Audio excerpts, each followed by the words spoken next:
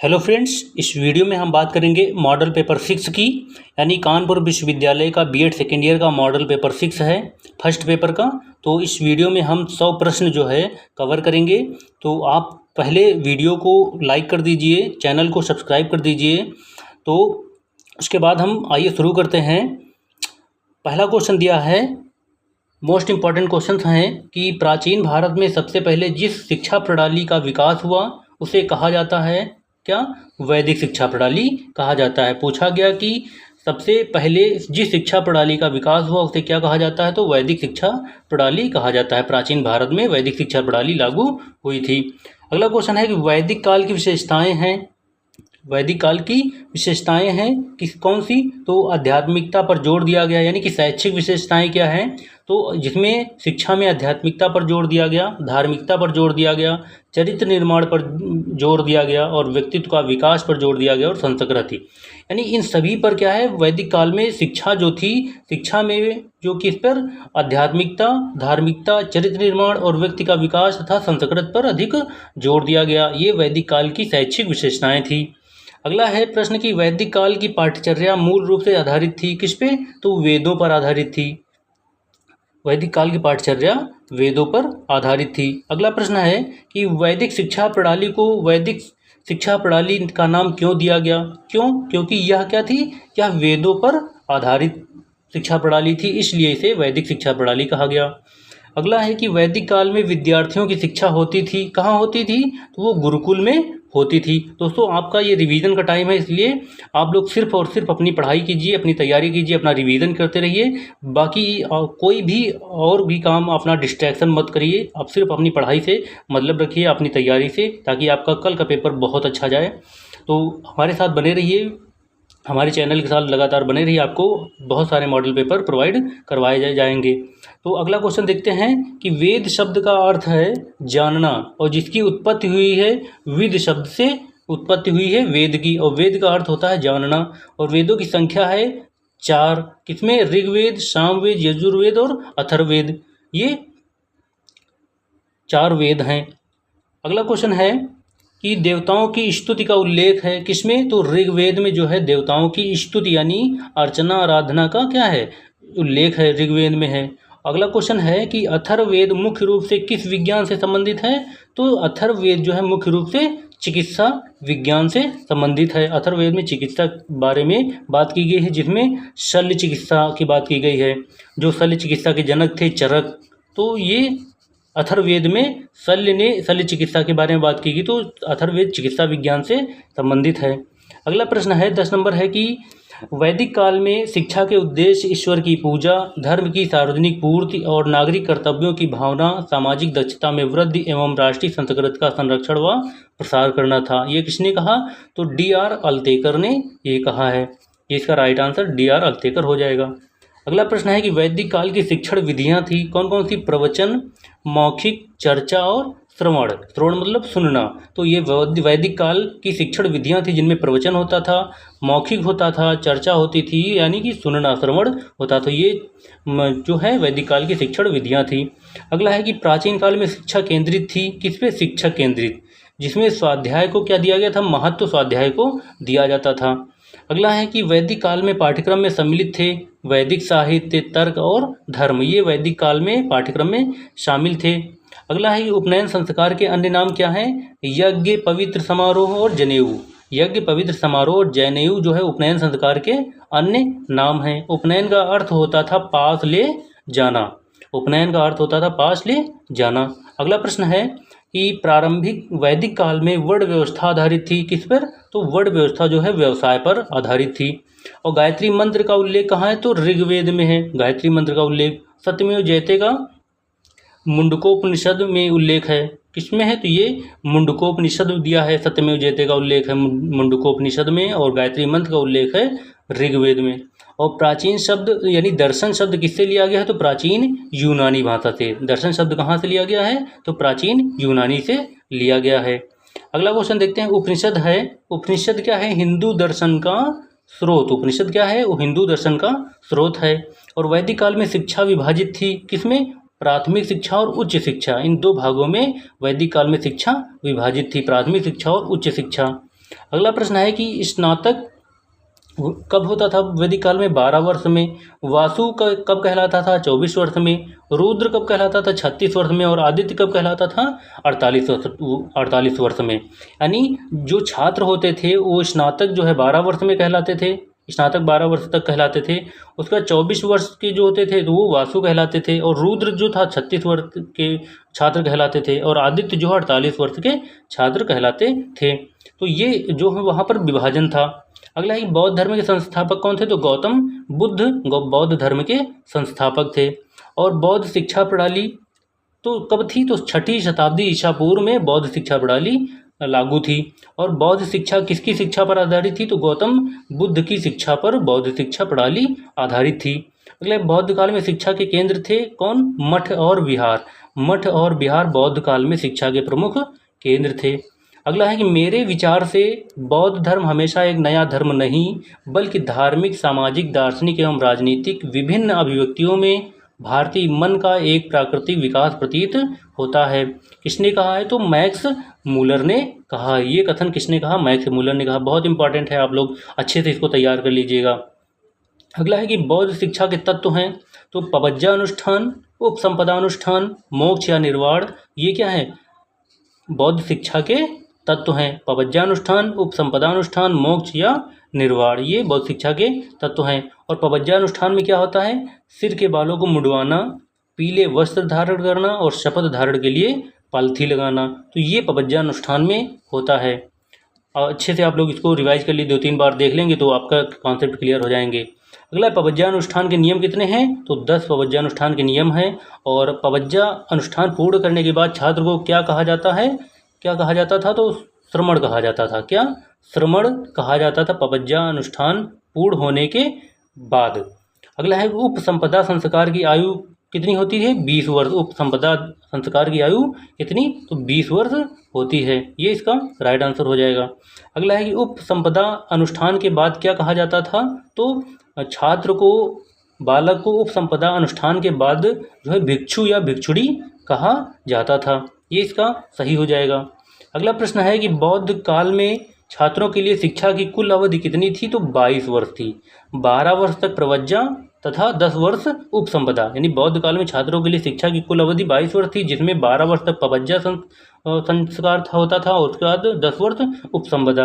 अगला है बौद्ध शिक्षा के उद्देश्य थे कौन कौन से? शिक्षा का विकास, चरित्र निर्माण, जीवन के लिए तैयारी और मोक्ष प्राप्ति, ये बौद्ध शिक्षा के प्रमुख उद्देश्य थे। आगे है नेक्स्ट क्वेश्चन है कि किस शिक्षा प्रणाली में 4 आर्य सत्यों का प्रचार किया गया? किस शिक्षा प्रणाली में 4 आर्य सत्यों का प्रचार किया गया? तो बौद्ध शिक्षा में। और 4 आर्य सत्य कौन थे? अष्टांग मार्ग, इच्छा दुख का कारण, इच्छा को दूर करना, सांसारिक जीवन दुखमय है, ये 4 आर्य सत्यों का प्रचार किया गया। और अष्टांग मार्ग थे। अष्टांग मार्ग कौन कौन से थे?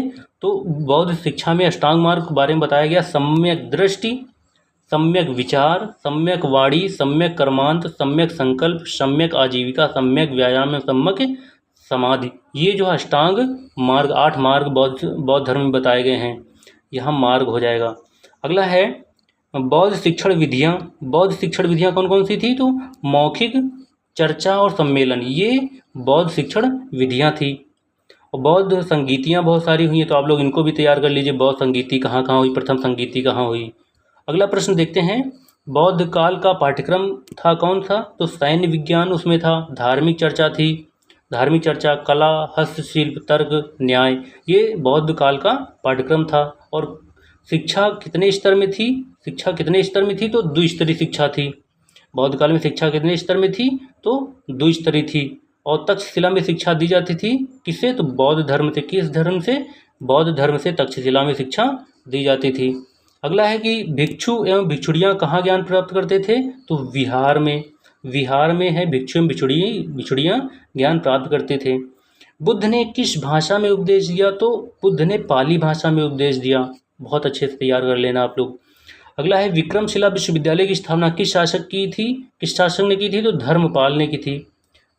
पाल वंश का शासक धर्मपाल ने जो है विक्रमशिला विश्वविद्यालय की स्थापना की थी। अगला है कि बुद्ध को ज्ञान कहाँ पर प्राप्त हुआ? बोध गया बिहार में। बोध गया बिहार में बुद्ध को ज्ञान प्राप्त हुआ था। और भारत के बाहर सबसे पहले बौद्ध धर्म कहाँ स्कोर किया गया, यानी भारत के बाहर सबसे पहले बौद्ध धर्म का प्रचार कहाँ किया गया? तो वो किया गया श्रीलंका में। श्रीलंका में स्वीकार किया गया बौद्ध धर्म। महायान बौद्ध धर्म में उपदेश देने के लिए अपनाई गई भाषा, महायान बौद्ध धर्म में उपदेश देने के लिए अपनाई गई भाषा कौन सी थी? तो संस्कृत थी। यानी कि जो बौद्ध धर्म आगे चल के महात्मा बुद्ध के बाद क्या हुआ? दो भागों में बढ़ गया, हीनयान और महायान। और महायान जो बौद्ध धर्म था उसमें उपदेश देने के लिए संस्कृत भाषा अपनाई गई। इसके बाद है गौतम बुद्ध की पहली मठ वासिनी कौन थी? तो गौतम बुद्ध की पहली मठ वासिनी गौतमी थी। बौद्ध साहित्य क्या है? त्रिपिटक बौद्ध साहित्य है। पूछ लिया गया बौद्ध साहित्य क्या है, तो आप बताएंगे त्रिपिटक जो है एक बौद्ध साहित्य है। और मिलिंद पन्नो जो है बौद्ध पुस्तक है, बौद्ध धर्म की पुस्तक है मिलिंद पन्नो। अगला है कि मध्यकालीन भारत में शिक्षा व्यवस्था किसके नियंत्रण में थी? तो उलेमा के नियंत्रण में थी मध्यकालीन भारत में। और मुस्लिमकालीन या मध्यकालीन शिक्षा की विशेषताएं हैं, क्या थी? तो इस्लाम धर्म का प्रचार। आप जानते हैं कि इस्लाम धर्म का उदय हो रहा था भारत में। निगरानी प्रणाली, ज्ञान का अधिग्रहण, नियमों का संरक्षण, ये मुस्लिमकालीन शिक्षा की विशेषताएं थी। आगे है शिक्षा के केंद्र थे कौन कौन से? मकतब और मदरसा, ये मुस्लिम काल में शिक्षा के केंद्र थे। और किस काल में लकड़ी की किताबों या तख्तियों का प्रयोग किया जाता था? तो मुस्लिम काल यानी कि मध्यकाल में। और इसमें क्या किया जाता था? सुंदर लिखावट पर जोर दिया जाता था। मुगल काल में पाठ्यक्रम कैसा था? मुगल काल में के पाठ्यक्रम में धार्मिक शिक्षण, कुरान और व्याकरण की शिक्षा दी जाती थी। आईने अकबरी पुस्तक किस सम्राट से संबंधित है? तो अकबर से है। और इसे लिखी किसने है? तो अबुल फजल ने लिखी है आईने अकबरी। अगला है कि मुस्लिम शिक्षा के गुण तथा दोष कौन से हैं? तो मुस्लिम शिक्षा के गुण कौन से हैं? तो प्राथमिक और माध्यमिक शिक्षा अलग अलग थी और मुफ्त शिक्षा संगठन थे, छात्रवृत्ति की शुरुआत की गई। और इसमें दोष क्या थे? रटकर सीखने पर जोर दिया गया, महिला शिक्षा की अनदेखी की गई, भारतीय साहित्यों, भाषाओं, धर्म एवं दर्शन की अवहेलना की गई। ये मुस्लिम शिक्षा के गुण और दोष थे। आप लोग इनको अच्छे से तैयार कर लीजिए। अगला है कि शिक्षा की शुरुआत मुस्लिम काल में किस संस्कार से होती थी? तो बिस्मिल्लाह संस्कार से। बहुत इंपॉर्टेंट क्वेश्चन है कि मुस्लिम काल में शिक्षा की शुरुआत किस संस्कार से होती थी, तो आप सब अच्छे से तैयार कर लेंगे। तो बिस्मिल्लाह संस्कार से होती थी। अगला है कि किस काल में शिक्षा का माध्यम अंग्रेजी था? तो ब्रिटिश काल में शिक्षा का माध्यम अंग्रेजी था। अगला है कि अंग्रेज भारत में किस उद्देश्य से आए थे? तो व्यापार करने के उद्देश्य से अंग्रेज भारत में आए थे। और ईस्ट इंडिया कंपनी की स्थापना कब हुई? तो 1600 ईस्वी में ईस्ट इंडिया कंपनी की स्थापना हुई थी। हमें इस समय, अगला प्रश्न है कि हमें इस समय एक ऐसे वर्ग का निर्माण करना है जिसमें वे रंग तथा रक्त से भारतीय होंगे परंतु रुचि, नैतिकता तथा बुद्धि में अंग्रेज होंगे। किसने कहा था? तो ये लॉर्ड मैकाले का कथन था। अगला है कि वर्तमान शिक्षा प्रणाली का संस्थापक किसे माना जाता है? तो लॉर्ड मैकाले को वर्तमान शिक्षा प्रणाली का संस्थापक माना जाता है। अगला है ब्रिटिश शिक्षा का मुख्य उद्देश्य क्या था? तो अंग्रेजी शिक्षा का प्रसार करना ब्रिटिश शिक्षा का मुख्य उद्देश्य था। और भारत में आधुनिक शिक्षा के वर्गीकरण में प्रथम चरण कौन सा है? तो 1758 से 1812। और सेकंड है 1813 से 1853। और फिर 1854 से 1900। ये आधुनिक भारत में शिक्षा के वर्गीकरण के प्रथम चरण दिए हैं। अगला है कलकत्ता मदरसा की स्थापना कब हुई? तो 1781 में हुई थी। किसने की थी? तो लॉर्ड वारेन हेस्टिंग ने कलकत्ता मदरसा की स्थापना की थी। अगला है संस्कृत कॉलेज कहाँ स्थापित किया गया? तो वाराणसी बनारस में संस्कृत कॉलेज स्थापित किया गया। और भारत का प्रथम गवर्नर जनरल कौन सा था? तो लॉर्ड विलियम बेंटिंक था। कौन था? Lord William Bentinck. और प्रथम वायसराय भारत का कौन था? तो लॉर्ड कैनिंग जो है प्रथम वायसराय था। अगला है कि डॉक्ट्रिन ऑफ लैप्स यानी हड़प की नीति किसके द्वारा शुरू की गई? तो लॉर्ड डलहौजी ने। डॉक्ट्रिन ऑफ लैप्स यानी हड़प की नीति, हड़प लेते थे किसी भी राज्य को। अगला है वुड डिस्पैच कब स्थापित हुआ? तो 1854 में लॉर्ड डलहौजी के समय में। 1854 में लॉर्ड डलहौजी के समय में वुड डिस्पैच स्थापित हुआ। और वर्नाकुलर प्रेस एक्ट कब लागू हुआ? तो 1878 में वर्नाकुलर प्रेस एक्ट आया। अगला है कि एक अच्छे यूरोपीय पुस्तकालय का केवल एक शेल्फ ही भारत और अरब के समूचे साहित्य के बराबर है। किसने कहा था? तो ये मैकाले ने कहा था। मैकाले ने क्या कहा कि एक अच्छे यूरोपीय पुस्तकालय का केवल एक शेल्फ ही भारत और अरब के समूचे साहित्य के बराबर है। अगला है कि आधुनिक शिक्षा का मैग्ना कार्टा किसे कहा जाता है? तो आधुनिक शिक्षा का मैग्ना कार्टा वुड डिस्पैच को कहा जाता है, वुड्स डिस्पैच को कहा जाता है। और चार्टर अधिनियम कब आया था? तो 1813 में चार्टर अधिनियम आया था। अगला है कि किस नीति में निस्पंदन सिद्धांत को खारिज कर दिया गया? किस नीति में? तो वुड डिस्पैच 1854 में। अगला है कि थॉमस रैले कर्जन के समय जो थे, तो उन्होंने विश्वविद्यालय आयोग की नियुक्ति किस वर्ष की गई थी? तो 1902 में की थी। किस वर्ष की गई थी? तो 1902 में की थी। अगला है सैंडलर आयोग की नियुक्ति कब हुई? तो 1917 में लॉर्ड चैम्सफोर्ड के द्वारा। सैंडलर आयोग की नियुक्ति कब हुई? 1917 में लॉर्ड चैम्सफोर्ड के द्वारा हुई थी। अगला है कि प्राच्य पाश्चात्य विवाद का उद्गम कब हुआ? चार्टर एक्ट 1813 से। प्राच्य पाश्चात्य विवाद का उद्गम जो हुआ, उत्पन्न हुआ, वो 1813 के चार्टर एक्ट से। और फोर्ट विलियम कॉलेज की स्थापना कब हुई थी? तो 1800 में लॉर्ड वेलेजली के समय में फोर्ट विलियम कॉलेज की स्थापना हुई थी।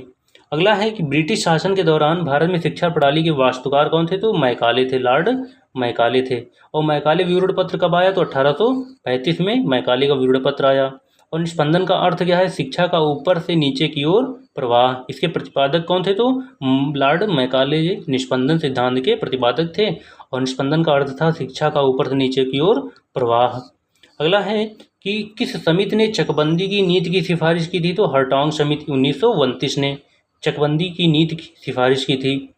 वुड के घोषणा पत्र की सिफारिशें थी कौन से? शैक्षिक उत्तरदायित्व की स्वीकृति, लोक शिक्षण विभाग, अनुदान सहायता प्रणाली आदि। ये वुड के घोषणा पत्र की प्रमुख सिफारिशें थी। अगला है कि पहला भारतीय शिक्षा आयोग कौन सा था? तो हंटर आयोग था, जिसे 1882 में जो है स्थापित किया गया। और अध्यक्ष इसके थे विलियम हंटर। इन्हीं के नाम पर हंटर आयोग गठित हुआ। और हंटर कमीशन किसके द्वारा नियुक्त किया गया था? तो लॉर्ड रिपन के द्वारा नियुक्त किया गया था। अगला है कि गोखले विधेयक कब पारित किया गया? तो गोखले विधेयक 1910, यहाँ 1910 दिया है, वैसे 1911 में पारित हुआ था। प्रारंभिक शिक्षा को मुफ्त एवं अनिवार्य बनाने के लिए 1911। तो आप लोग इसको थोड़ा क्लियर कर लेना, 1910 होगा या 1911 होगा? तो मेरे हिसाब से तो 1911 होगा। अगला है कि किस समिति ने अपव्यय और अवरोधन की समस्या पर प्रकाश डाला? तो हरटॉन्ग समिति ने। किस समिति ने? तो हरटॉन्ग समिति ने अपव्यय और अवरोधन की समस्या पर प्रकाश डाला। वर्धा योजना कब आई? तो 1937 में वर्धा योजना लागू हुई। अगला है कि ब्रिटिश भारत में स्वदेशी शिक्षा योजना विकसित करने का पहला प्रयास कौन सी योजना में था? तो वर्धा योजना में था। और शिक्षा वर्धा योजना का अन्य नाम क्या है? तो बुनियादी शिक्षा, ये अन्य नाम है उसका। अगला प्रश्न है कि मुझे विश्वास है कि वर्तमान शिक्षा प्रणाली न केवल बेकार है बल्कि सकारात्मक रूप से हानिकारक भी है। किसने कहा? तो गांधी जी ने कहा। गांधी जी ने कहा, और गांधी जी ने एक हरिजन शब्द भी दिया था। हरिजन शब्द गांधी जी ने ही दिया था। अगला है बेसिक शिक्षा के अन्य नाम, यानी हरिजन शब्द किसके लिए था? एससी के लिए था, शेड्यूल कास्ट, इनके लिए हरिजन शब्द गांधी जी ने दिया था। और बेसिक शिक्षा के अन्य नाम क्या है? नई तालीम और बुनियादी शिक्षा। इसे बेसिक शिक्षा के अन्य नामों के नाम से जाना जाता है। और बुनियादी शिक्षा के गुण कौन से हैं? 14 वर्ष की आयु में निःशुल्क शिक्षा, शिल्प केंद्रित शिक्षा, वातावरण सामंजस्य, बाल केंद्रित और सहसंबंध आदि ये बुनियादी शिक्षा के गुण हैं। और इसके दोष क्या है बुनियादी शिक्षा के? शिल्प पर अधिक जोर दिया गया है और तकनीकी विकास में क्या है? असहायक है बुनियादी शिक्षा। अगला जाकिर हुसैन समिति, इसकी क्या सिफारिश? जाकिर हुसैन समिति किससे संबंधित थी? तो ये बुनियादी शिक्षा योजना से संबंधित थी जाकिर हुसैन समिति। और 1905 में किस संस्थान की स्थापना हुई? तो राष्ट्रीय शिक्षा परिषद की स्थापना 1905 में। अगर पूछ लिया गया कि राष्ट्रीय शिक्षा परिषद की स्थापना कब हुई थी, तो आप बताएंगे 1905 में हुई थी। अगला प्रश्न है कि किसने महिला शिक्षा सुधार के लिए महिला आर्य समाज की स्थापना की थी? तो पंडिता रमाबाई ने महिला आर्य समाज की स्थापना की थी। किस लिए? महिला शिक्षा सुधार के लिए। आगे बढ़ते हैं कि विश्वविद्यालय शिक्षा प्रणाली में सुधार का सुझाव देने के लिए किस समिति को नियुक्त किया गया था? तो सैंडलर कमीशन को नियुक्त किया गया था। अगला है आधुनिक शिक्षा प्रणाली की नींव रखी किसने? लॉर्ड मैकाले ने। कब? 1835 में। अनुबंधित सिविल सेवा या भारतीय सिविल सेवा लागू करने वाला कौन था? तो लॉर्ड कॉर्नवालिस था। लॉर्ड कॉर्नवालिस जो है अनुबंधित वर्तमान की जो सिविल सेवा है ये लागू करने वाला था। इसे पहले ICS बोलते थे। अगला है कि माध्यमिक शिक्षा आयोग कब हुआ लागू बना? तो माध्यमिक शिक्षा आयोग का गठन हुआ 1952-53 में माध्यमिक शिक्षा आयोग का गठन हुआ। तो दोस्तों 100 क्वेश्चन कंप्लीट हो गए इस वीडियो में भी। अगले वीडियो में हम अगले 100 क्वेश्चन की बात करेंगे। तो आप लोग जल्दी जल्दी रिवीजन करते रहिए। सिर्फ और सिर्फ आपका काम है रिवीजन करना, इसके अलावा और आप लोग कुछ भी मत करिए, क्योंकि आपका कल का पेपर बहुत इंपॉर्टेंट है, लास्ट पेपर है और बहुत अच्छे नंबर आने चाहिए। हमारी आप लोगों के लिए यही प्रार्थना है, आप लोगों के लिए यही हमारी शुभकामनाएं हैं।